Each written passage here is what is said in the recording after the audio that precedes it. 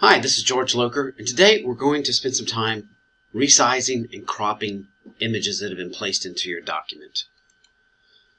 So we're assuming that we already have the picture onto the document. There are a variety of ways to get your images, some of which I've shown in class, including the drag and drop, simply dropping from a folder on your computer, like the picture I took during class. That should have been dragged into your autobiography at this point.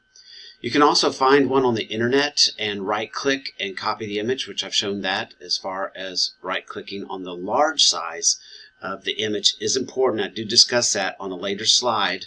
Over here, A and B both appear to be a high-resolution image at this size.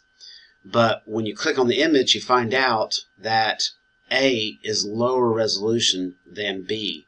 So when you right-click on an image, it is important to make sure that you go to a full-size image so that when you right-click and you copy it, you're actually getting the high-resolution image to paste into your document.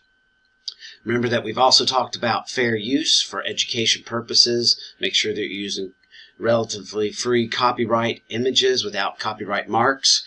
For education, you are allowed a fair use permission as long as you're not making money, and this is just for your assignment. For this assignment, you may use additional images that you do not necessarily own. All right, for this video, we're going to go into the resizing and cropping of your image. We're going to go to an autobiography that's relatively finished at this point and take a look at the cropping specifics and some things that you want to do to your image. All right, so we're going to start first with this image. I'm going to make it a little bit larger, and I want to discuss what we're actually redoing, what we're doing right this second. Okay, so I just resized the image. So when you click on an image, the blue boxes on the edge are handles, and those are resize handles. And in the last video, I talked about making sure that you resize only from the corners. Now we want to practice cropping, and when I click the crop tool, it looks like a pair of scissors. That image refers to an old tool called a crop, basically a way of cropping an image, laying two rulers down on top of an image. So that's where that little icon comes from. When you hover over it, you see the word crop image. So we're going to click that tool, and it is a toggle on, toggle off. So when we turn it on, you can see that this image actually is much more image than just two skiers with just their head and shoulders down to their waistline right there.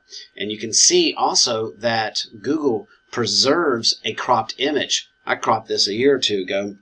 Now you can see that when I click the crop tool and turn it on, it shows me what was originally in the image. So it's non-destructive cropping. When you crop an image, you're going to eliminate parts of the picture, but you're not necessarily cutting them away. There are some crop tools that are destructive. Now you don't see the crop tool until you click on the image, and then when you click on the image, we have the resize handles visible, and then when we click on the crop tools, we see we still have the resize handles as well as now the crop bars. Now, unlike the resize handles, the crop bars can be moved on either the top, bottom, or the corner, or left and right, because it doesn't change the dimensions of the image. It changes what is being shown for the document. So the relative size of their faces have not changed, even though I've changed the crop. Now to accept that change, I'm going to click off that image, and you can see now I have a totally different image, and now I can resize it back down to, actually this is a much better image because we see what they're doing.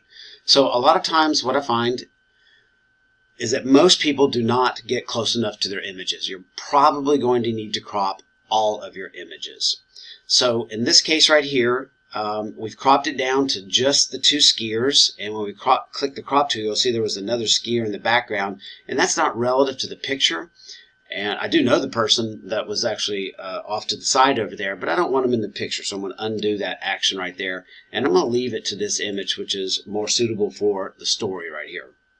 After you've cropped your image, you may need to move it back in line with the margins. So we're going to pull this back over. Remember, when you click and hold, Google is going to show you where the edge of the image is. So there's that red line at the top, and there's that red line on the right side showing me where the edge of the text is, and we get a good, clean image. When you resize the image, you want to resize from the lower left corner so it preserves the image margin over on that right side. Now, if you're manipulating an image over on the left side, you want to resize it, you want to move the image from the right resize handle, either the corner, upper corner, or the lower corner, so that when you resize it, that left edge is preserved.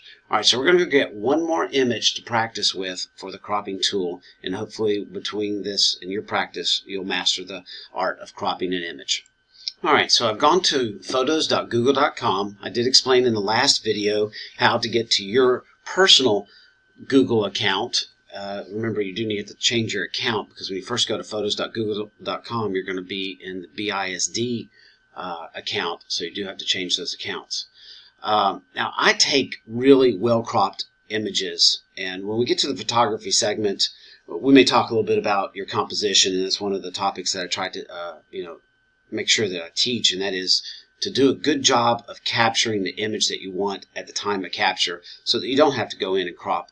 But this is an image that my wife and I took recently, and it has a lot of other top subjects in the picture, so we're going to use this as a sample. So I'm going to right click on the image, we're going to copy the image, and then we're going to return back to our autobiography. I'm going to minimize that document, and we'll place this in the autobiography. You really don't need that many pictures. This is really enough for this autobiography, so this is just for an example here. So I'm going to click approximately where I want the image to be, and I'm going to right click and paste. You can also use that keyboard shortcut Control V, and it may take a second depending on the size of the image. Alright, so there's the image. At first glance, we see we need to click the wrap text, and then we're going to start resizing the image so we can get something more manageable. And when the wrap text is selected, when you move it around and you place it in the middle of a paragraph, it is going to change the position, not only obviously of the picture, but also all of a sudden the margins are going to go to changing quite a bit. Alright, so the reason why we want to crop is when we get this picture down to a little bit smaller size, we lose the fact that there's two people in the picture. So we're going to click that crop tool, and we're going to crop this down, and sometimes you might need to make it a little bit bigger. Now, when you first go to the crop tool, you may inadvertently click the wrong tool. Let me see if I can't make that happen on purpose. So I'm going to click the image, click the crop tool, but this time I'm going to accidentally click that blue box. Oh, there we go. Okay, so it's a little tricky at first, but if at first you don't succeed, simply do a Control Z to undo. That's the back arrow right here to undo. And then try again. Now the crop tool does stay active, so that's the good news, as long as you do the undo instead of trying to fix it manually. And now once you get it off of those blue bars, you can clearly see the difference. And let's go ahead and click off the image. I'm actually going to make it a lot bigger so we can see what the cropping impact is. And now our image is not centered correctly, so I'm going to go back to the crop tool, and this time I'm going to pull in that right side to the left, and pull out and get rid of some of that ground down there. And now we've got just my wife and I and Charlie in the picture. And you can still see the rustic background with these special camp. There's an interesting campsite we were at that had, I don't know how to describe it, but a very interesting cabin that you could rent. So anyway, I'm going to make this image smaller now, and you can see that the image has been cropped down to just the two of us, and it's a much cleaner, more interesting picture with the background eliminated. Now I could continue to crop this, and you got to crop to taste, just like making a good gumbo or étouffée. We're going to crop it some more, and this time we don't want to get rid of Charlie. Oh, that's another interesting thing. When you have the crop tool active, you can actually move the image around. Let's go ahead and crop down to just very compact image.